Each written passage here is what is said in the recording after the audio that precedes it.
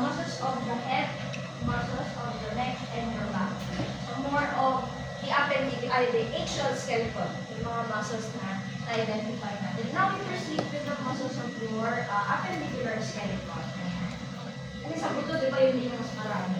So, syempre, mas marami rin yung muscles kung saan sila nakikita because we have a lot of bones. Okay. So, usually, ginagawa natin or pinag-aaralan natin siya based on its location or based on its movement. Ayan. So, sabi natin dito, unang is the muscles of your thoracic. So, pinaka-categorize natin siya based on how the muscle acts or how the muscles act. Okay, so we have the muscles acting on the sternum joint or the middle, elbow joint, and then the corpus and your digits. So mainly ito naman po, pero hindi pa lahat yan kasi pag binuksan mo meron na mga lalabas siya.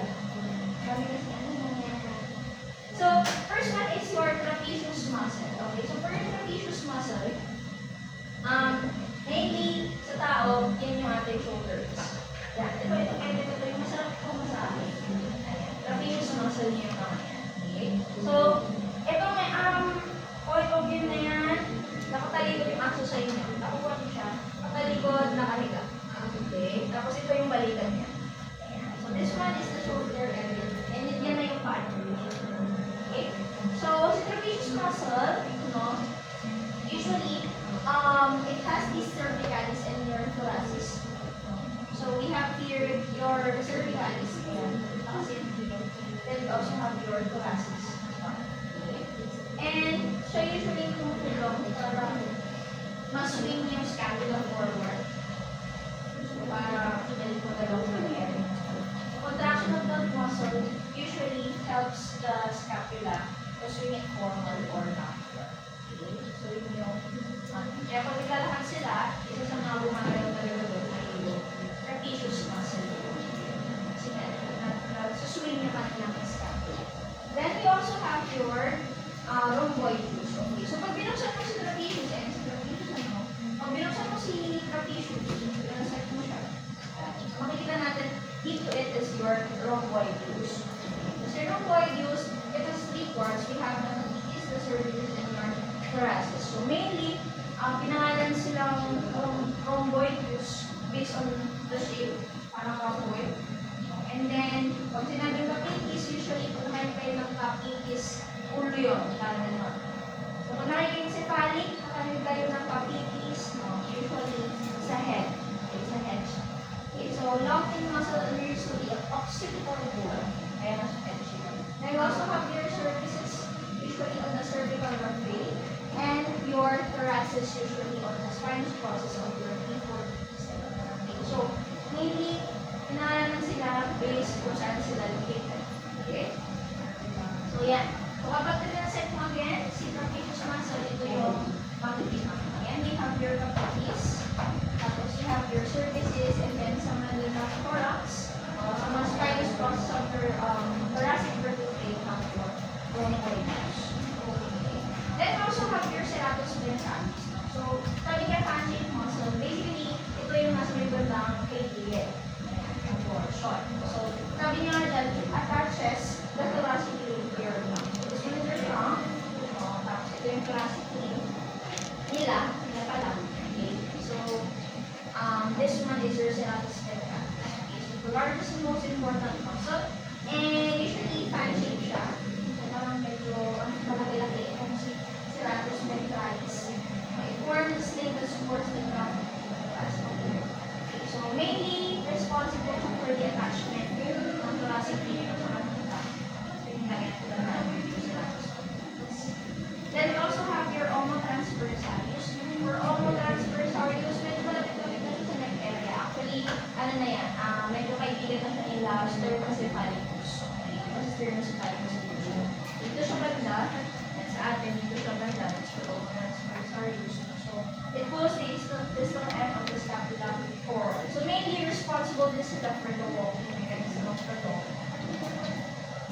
Yun, gusto lang mga list na ganun siya. Ayan, so, na-execute na ako transversalis. Mahilot nga ako ng trapezius muscle. Ganon. So, si ate, imbis na may gluten labialis ka na. Kasi pinahirapan mo pa siya. So, yeah, for the flexion. And then, yeah, so yun yung mga muscles of your shoulder blade. So they're responsible mainly doon sa mismo shoulder itself. Okay, we also have your extensors of your shoulder. Kung nare-remember na si brachiocephalicus, medyo familiar ba siya sa inyo? Familiar, nakalimutan niyo na kung ano po yun siya. Sa may clavicle, di ba? Usually, nandun si clavicle sa ating brachiocephalicus muscle. So, extends from the head to the arm. And usually, again, that it raises and advances your shoulder. So, mainly responsible din siya sa pag sila ay nalalakad, di ba? Nakataas din yung paa nila. So, yun yung brachiocephalicus. And meron siyang, actually, merong portions. Ayan. Itong si brachiocephalicus. We have the cladobrachialis and then we also have your cladocephalicus. So, okay, can you siya explain? Okay, so again, this one is, yung buong muscle na yan is what you call your brachiocephalicus. Okay, or brachiocephalic muscle. From the word itself, brachio, kasi galing siya sa unirus. Di ba, brachium ay unirus. Yan, or arm. And then cephalicus, again, pagkakalit na cephalicus head. Okay, kaya brachiocephalicus na tawag. Okay? So, sabi niyo, meron siyang dalawang parte. Nandun sa may slide kanina, we have the cladobrachialis and the cladocephalicus. Okay? So, ito si cladobrachialis. Okay? From this, yung clavicular intersection. Ito yung clavicle, diba? Yung clavicular intersection of your brachiocephalicus. So, from this to here, that's your cladobrachialis. Simamalabos yun sa unirus. Kapag dito naman, that is your cladocervicalis. Kaya lang, si cladocervicalis, nahanap na naman siya sa dalawa. Okay? So, we have the cladocephalicus. We have the cladocervicalis, and then we also have the cladomasculinus muscle. Okay, yung kabuuan, brachiocephalicus muscle. Okay, we have the clavicular intersection. From the clavicular intersection, going on to your unirus, that is your cladobrachialis. Kapag from your clavicular intersection going on to your head, that's your cladocephalicus. Cladocephalicus divided into two parts. We have the cladocervicalis going on to the cervical muscle, and then we also have your cladomasculinus going to the mastoid process of your skull. Okay. For example, open example.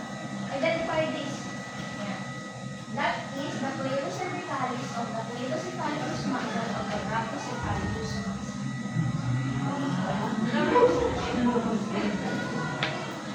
Okay, so ganun siya, no? Kabuuan, brachiocephalicus. May dalawang portion. We have the cladocephalicus at saka yung cladobrachialis. This one is your cladomasculinus of your cladocephalicus, and then the cladocervicalis of your cladocephalicus of your brachiocephalicus. Okay, so that's it. Okay, so mainly responsible na siya, like extension siya ng shoulder joint. So ito kasi ay yung unirus na, ay ito yung unirus, ito na yung discovery na. Kasi may area niya, pagano'n siya. So mainly responsible siya for the extension. Okay, mga extension movements of your shoulder. Okay? So syempre kapag extension, either napupunta doon. So kapag nag-increase, di ba, yung degree, no, from bone to bone, that's what we call an extension. Then we also have your supraspinatus. No? So kung naalala niyo, we have sa scapula, we have your supraspinatus. Yeah. So yung muscle na attached to that is your supraspinatus. So mainly, both yung supraspinatus at saka yung infraspinatus kasi yung isang muscle doon. Most of them, yung kanilang action is for stabilization ng ating shoulder. Sabi nila, stabilizing the middle of the shoulder joint and then the big muscle attached to the supraspinous fossa. So talagang dikit na dikit siya yun sa mismong fossa. Yun naka-isip yung supraspinatus. So also it's an extensor of your shoulder. Now we proceed with the flexors naman. So ano naman yung mga main flexors ng ating shoulder? We have first is your latissimus dorsi. So si latissimus dorsi, kapag na yung word na latissimus, ibig sabihin malaki siya. And then dorsal. Iba usually sa back na area yung dorsal. Okay, so, ibig sabihin, malaking muscle siya sa likuran. Okay, yan siya. Latissimus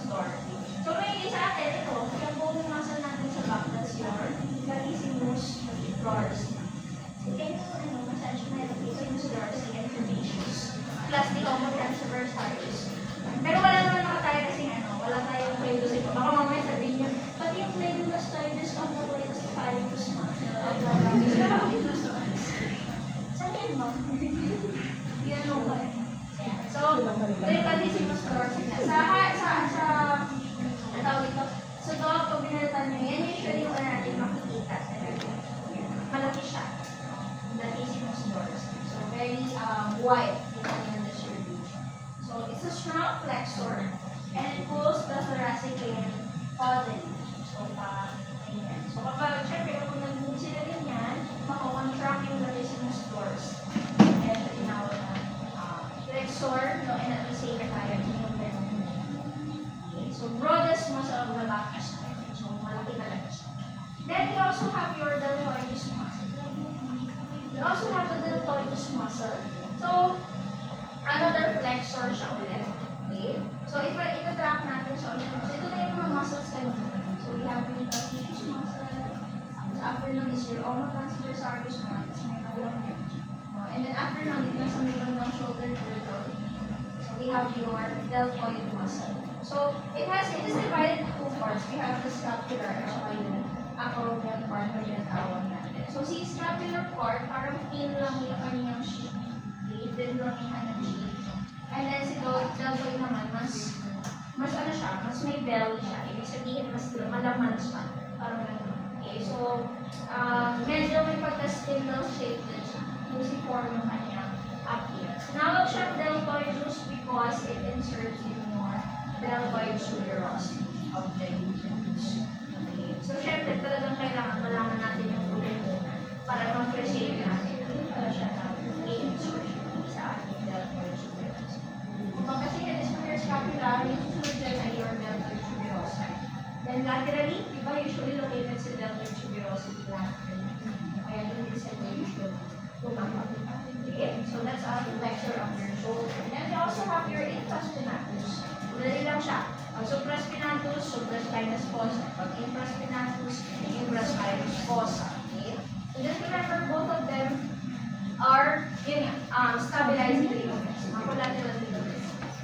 So, located on the infraspinous fossa. So these are your flexors of the shoulder. And then we have your teres major and then your teres minor. So ito, nakaano na yan, nakabaliktad na yung limb. Pinutol nyo yung limb, tapos pinaliktad. Okay? So hindi siya lateral side, kundi medial side. Okay. So kunwari, putulin nyo yung limb ko, tapos sinarap ko sa inyo yan. Okay, nagets na yung part. So, usually, ito si teres major. Bakit may teres major, teres minor? Basically, because of their size. Kung teres major, malaki siya. Kapag teres minor, maliit siya. So, mainly si teres minor, located siya just distal, nasa baba ng may infraspinatus fossa. So, hindi na siya makikita dito. So, may part na. So, may bandang looban na siya. And this one is your teres major muscle. Okay? So, yan. So, may bandang, ano ba lang yan? Scapula, rotator radius. Shoulder blades.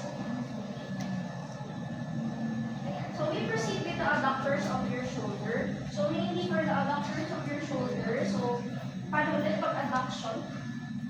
Ano ang movement? Palapit. Kaya mo. Tapos nakalimutan mo. Pabalik sa'yo. Pabalik sa'yo. Adducting na lang. Abducting na lang. Kasi abduct na, kukunin siya sa'yo. Kaya pala yun. So, these one are your adductor muscles. So, kasi yung kapag gano'n nyo siya, mag-flex, magpapag-shrunk. Yung dito nyo, liliit yung kanyang mga muscles. So, that is what you call adductors of your shoulder joint. So, una is yung pectoral muscles. Nakalagay ng pectoral, usually chest yan. Mga muscles of your chest. So, pag kunwari, makikipigol kayo, ganyan. Pectoral tayo, gano'n. Para maganda yung term, no? Para medyo challenge ng konti. So, forms the substance of your brisket and is divided into your superficial and your deep. So, again, tinawag siyang superficial kasi usually, it's on the superficial surface. Okay? Mas malalim yung deep pectoral surface. And then, for your superficial pectoral muscle, so we have yung descending, both descending. Okay.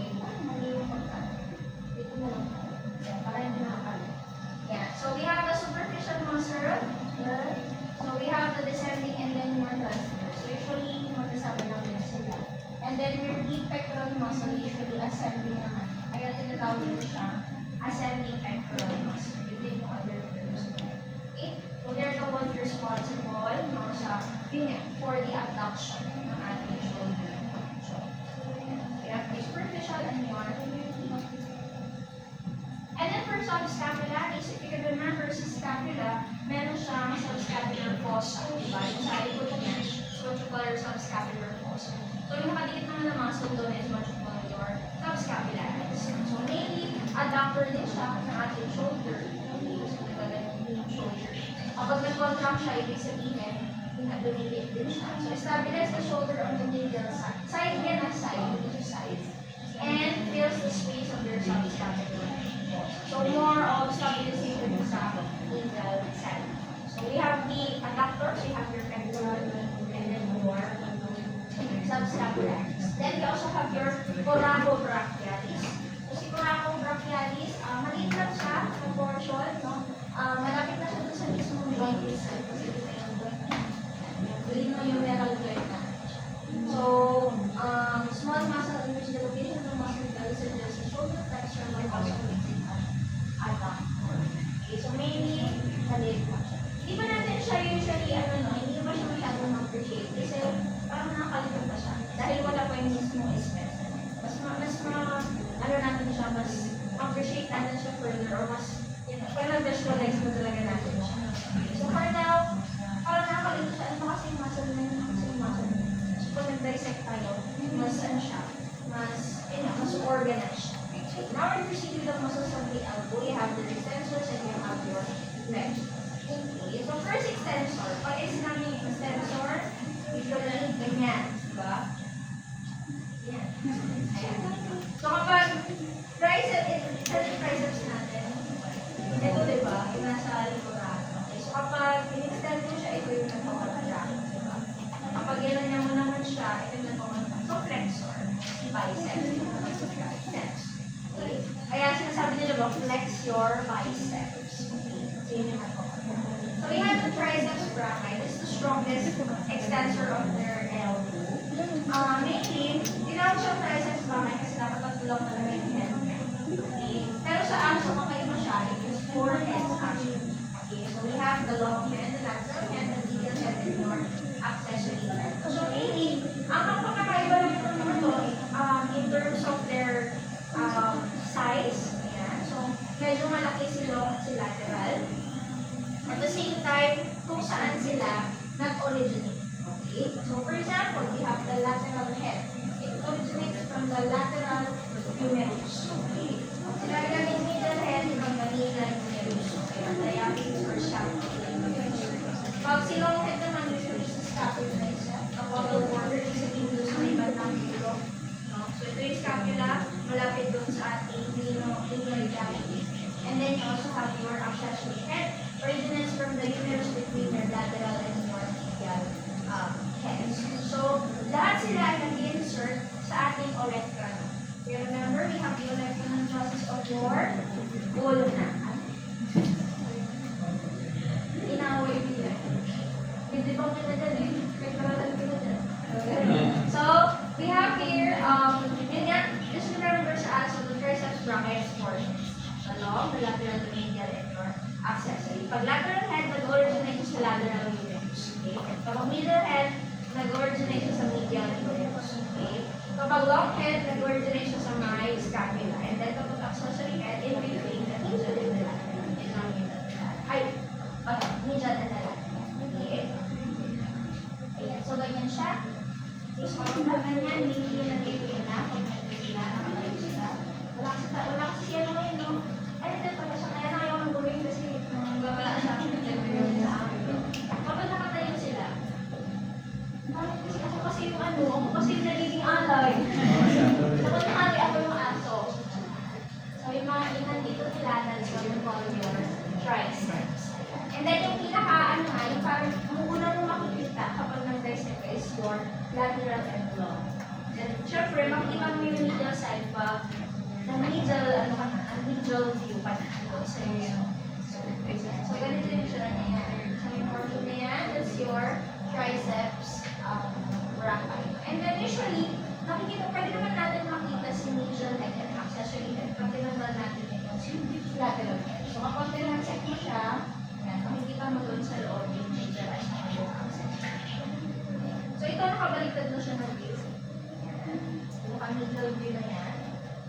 So yun, medyo maliit sa accessory. And then yung middle head.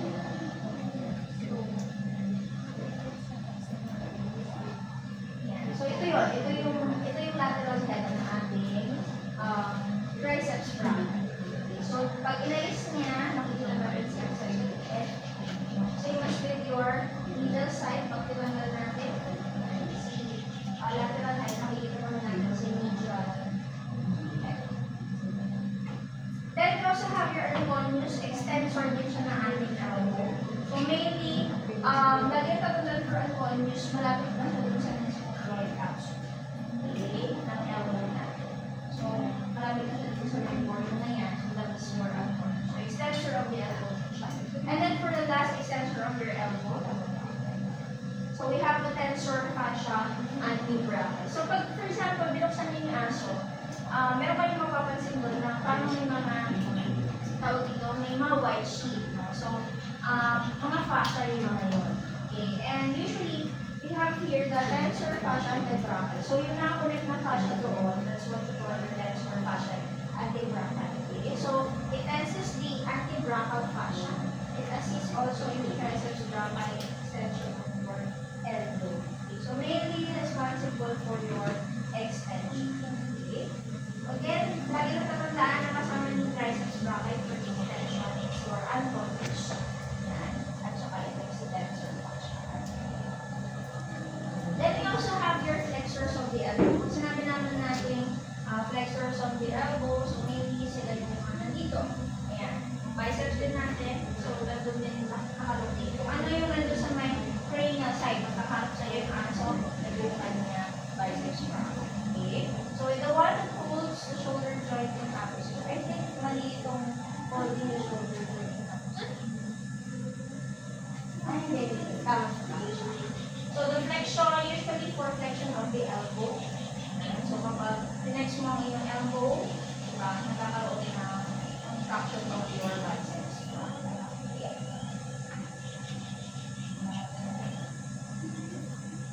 Ayan. So this one, nasa harapan siya kasi nakaano lang yan, naka-middle side lang. Pero ito yung harapan niya. Ayan. Tapos dito na yung triceps.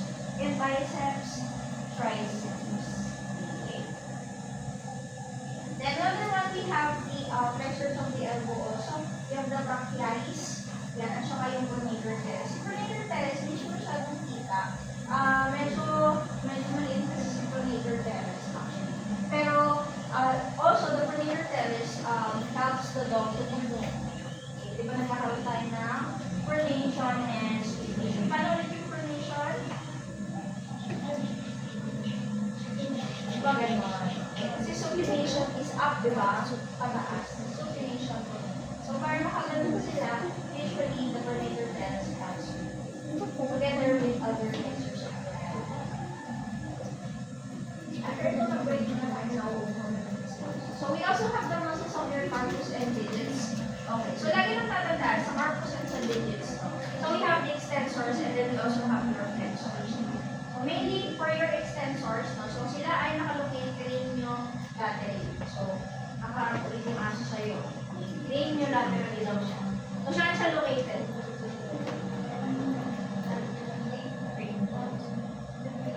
Cranium laterally. Yan, dito siya. Okay, kasi lateral side to, pero nakaharap dyan sa may ganahan, kaya cranium lateral side. Dito natin siya makikita. So, dito mainly, ang action nila is for extension of your mga carpus. Okay? Pag sinabi naman nating flexors, so usually they are located cranium medially. Okay, so ito yung middle side, pero nasa may bandang likuran.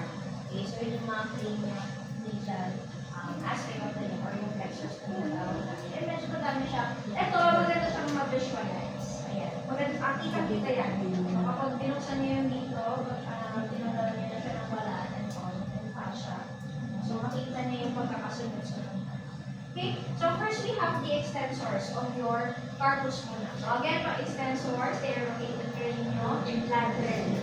Okay, so narito sila sa may bandang harapan na ito. So, first we have is the extensor carpa radialis. Okay, from the word itself, radialis, if you remember the radius bone. So, saan ba usually located sa radius bone? unilaterally siya. Laterally, Medially. medial, ulnar, right? So, ibig sabihin, oo, nasa may medial side siya, pero unilaterally siya. It's just the medial wall, malapit sa may radial. Okay? So, it's the largest extensor of the corpus and the most prominent muscle of the forearm. So, pinaka-prominent na muscle, that's what you call your extensor carparallaris. Okay? So, dito, sa picture na to, si number 1, si extensor carparallaris.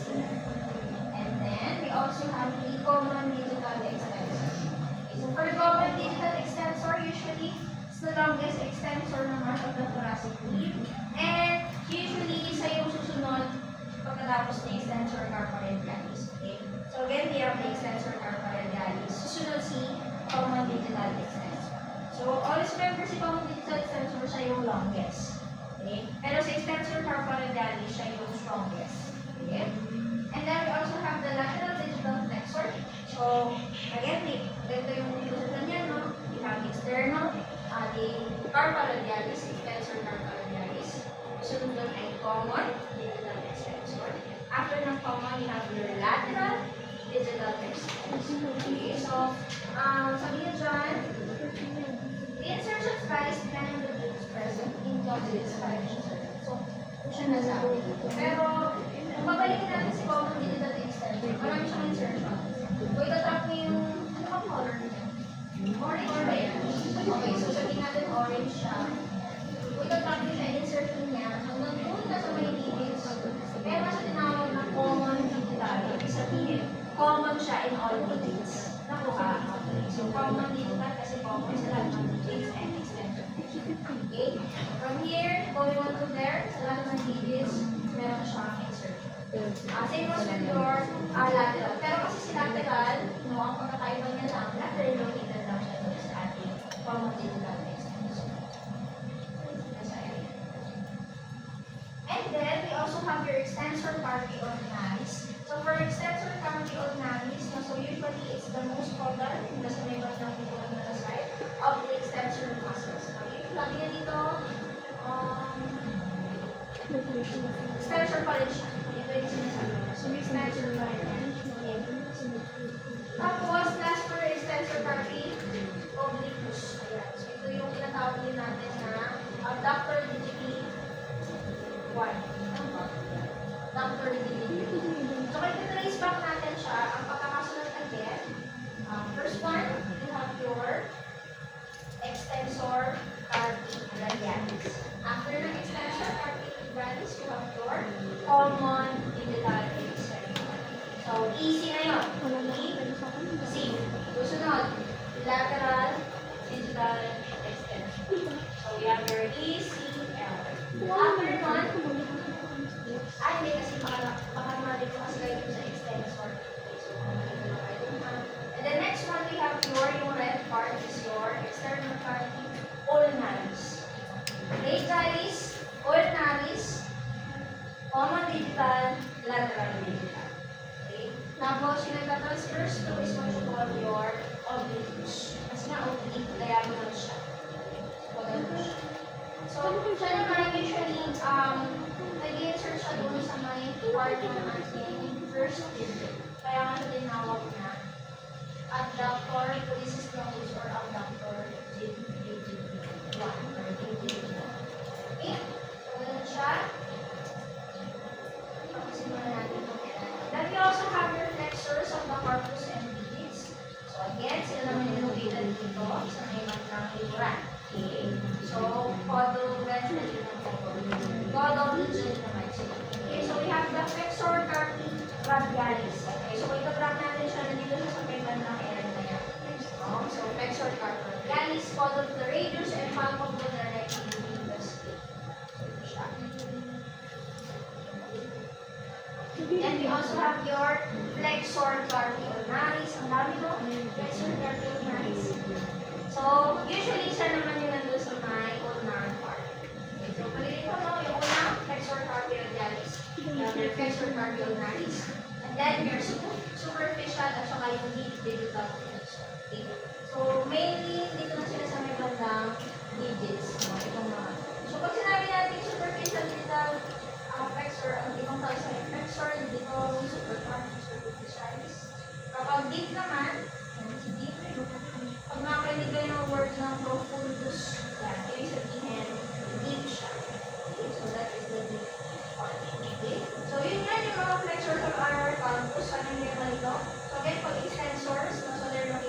crane yung lateral. So, mainly yun yung extensor carpi radialis, the common digital extensor, the lateral digital extensor, and then there's extensor carpi radialis, plus your extensor carpi obliquus. So, dito sa likod, you have the flexor, yung flexor carpi